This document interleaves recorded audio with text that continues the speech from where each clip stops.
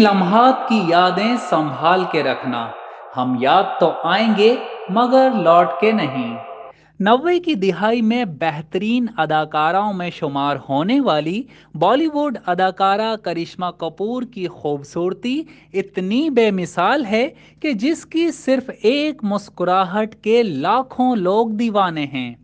फिल्मी दुनिया में अपनी एक पहचान बनाने वाली अदाकारा को उनके साबिक शौहर संजय कपूर के साथ मुंबई के एक रेस्टोरेंट से बाहर निकलते देखा गया, जिसके बाद अवाम में तशवीश की लहर दौड़ गई।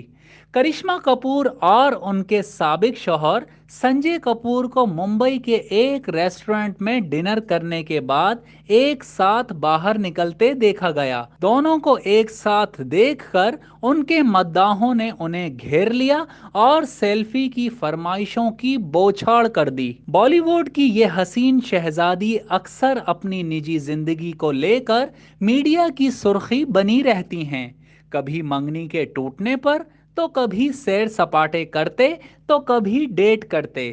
छठी जमात के बाद ही तालीम को खैरबाद कहने वाली ये खूबरू अदाकारा ने तालीम की कमी को कभी भी आड़े नहीं आने दिया।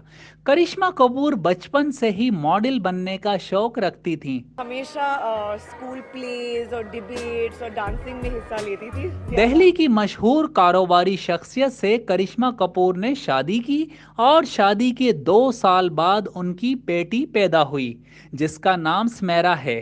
बेटी की पैदाइश के बाद ही इन दोनों मियाँ बीवी में लड़ाई झगड़ों ने जन्म लिया और ये खबरें मीडिया पर तेजी से गर्दिश करने लगीं।